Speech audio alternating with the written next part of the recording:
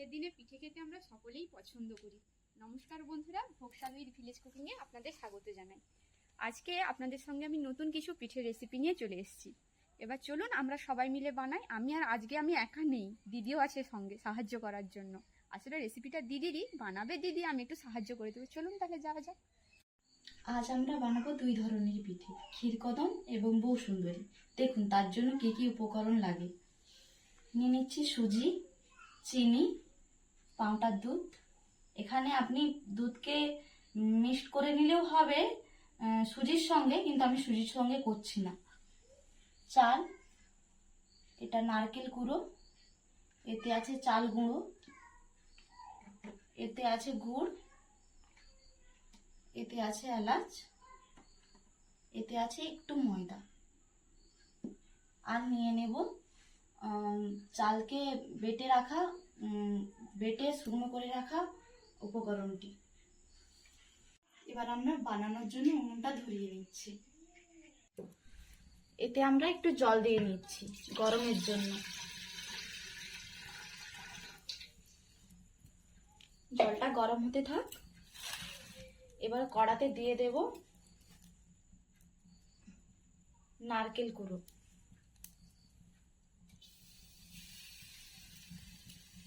এবার দিয়ে দেব চিনি,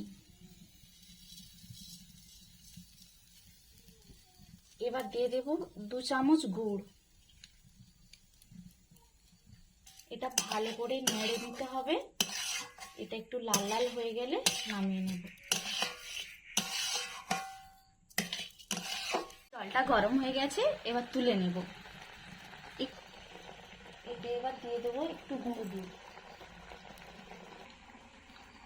এই গুঁড়ো দুধ দিয়ে দেবো এতে।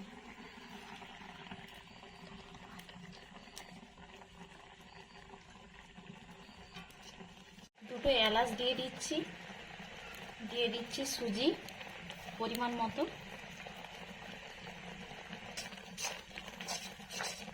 সুজিটা দিলে ঘনত্বটা খুব ভালো হয়।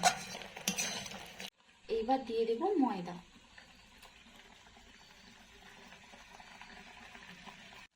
চাইলে তোমরা ময়দা দিতেও পারো, নাও দিতে পারো। এই ক্ষীরটা তৈরি হয়ে গেছে, এবার নামিয়ে নেব। এবার আমরা একটি ডো তৈরি করব। ডো তৈরি করার জন্য এই বাটিটা মেপে আমি নিয়ে নিচ্ছি সবকিছু। 1 বাটি ময়দা, 1 বাটি চালের গুঁড়ো, একটু সামান্য চিনি। এবার এটাকে গরম জল দিয়ে মাখিয়ে নেব। বাটারটা না যেন খুব মোটা হয়, না যেন খুব পাতলা হয়, এইভাবে মাখিয়ে নিতে হবে ডোটি। ডোটা মাখানো হয়ে গেছে, এবার লেচি কেটে নেব। সাইজের লেচি কাটতে হবে। চাইলে বড়ও করতে পারেন, ছোটও করতে পারেন। এখন ক্যামেরাম্যান দিদি আর আমি এই যে গোল করতে বসে গেছি। আমি কিভাবে করছি আপনার মন দিয়ে দেখুন। এই যে ব্যাটারটা দিদি তৈরি করে রেখেছিল, এইভাবে যেরকমই আলুর পরোটা যেরকম পুর ভরে, এরকমই গোল করে এই যে আমি যে তৈরি করে রেখেছিলাম এটা দিয়ে এইভাবে মুখটা বন্ধ করে নেবেন।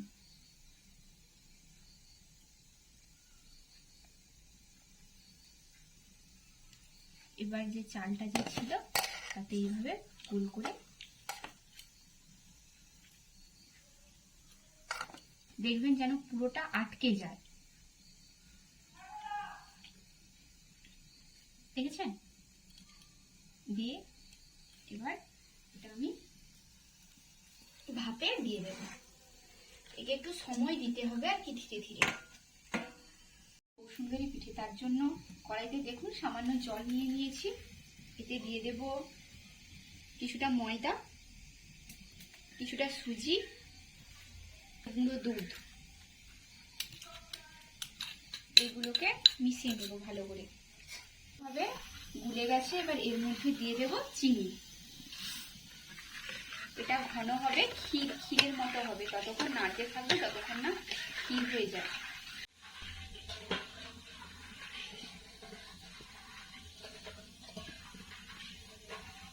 ওইদিকে হচ্ছে কদম ফুলি ভাপে বসানো হয়েছে, আর এইদিকে হচ্ছে বউ সুন্দরী। আমি ক্ষীরটা তৈরি করছি। চাল দিতে দিতে দেখুন কত সুন্দর ক্ষীর মোটা হয়ে গেছে। আর একটু সামান্য মোটা হয়ে গেলে নামিয়ে নেব। এই চিনির মাত্রাটা আপনারা যদি মনে করেন যে একটু মিষ্টি মিষ্টি হলে ভালো হবে, সেই পরিমাণ মতো চিনি বা গুঁড়ো দিতে পারেন, কোনো অসুবিধা নেই। ক্ষীর একদম মানে মোটা মোটা হয়ে গেছে, নামিয়ে নেব, কারণ এরপর ঠান্ডা হয়ে গেলে এটা আরো বসে যাবে। নামিয়ে নিচ্ছি।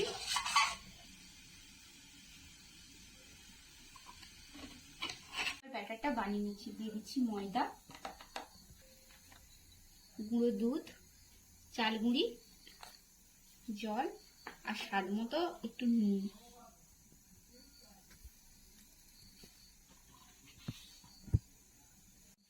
গোলা রুটি যেভাবে আমরা তৈরি করি ব্যাটারটা ঠিক সেইভাবেই হবে।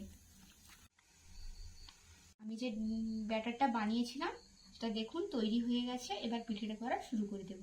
এটা খুব ঘন নয় আর একদম পাতলা নয়। আর এই ব্যাটারটা যখন জল দেবেন তখন উষ্ণ গরম জল, মানে একদম রুম টেম্পারেচার যাকে বলে, খুব একদম গরম নয় আবার একদম উষ্ণ গরম জল যাকে বলে সেইভাবে আপনারা দেবেন, একদম ঠান্ডাও নয়, তাহলে ব্যাটারটা মাখাতে ভালো হবে আর কি। এবার এর মধ্যে দিয়ে দেবো একটু ফুড কালার। কড়া গরম হয়ে গেছে, এবার তেল মাখিয়ে নিচ্ছি। এবার এই ব্যাটারটা দিয়ে দেব। এবার এই ব্যাটারটা দিয়ে দিচ্ছি, ভালো করে ঘুরিয়ে নেব।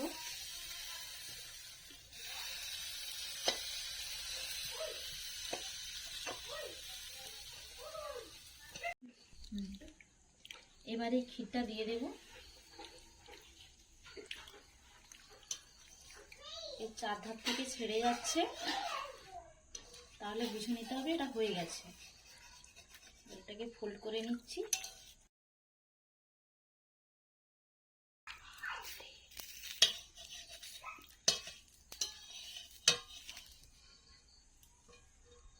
এবার নামিয়ে নেব। দেখুন বন্ধুরা, আমাদের কদমফুলি আর হচ্ছে বউ সুন্দরী দুটো পিঠে রেডি হয়ে গেছে। আপনাদের দেখিয়ে দিচ্ছি। আপনারা বাড়িতে একবার এইভাবে বানিয়ে দেখবেন, শীতের সন্ধ্যে খুব ভালো লাগবে। আমি একটা পিঠে আমার দিদিকে খাইয়ে দেখাচ্ছি। দিদি, মার অর্পণ বসে পড়েছে খাওয়ার জন্য। মা খাও, দিদি খেয়ে বলো কেমন হয়েছে।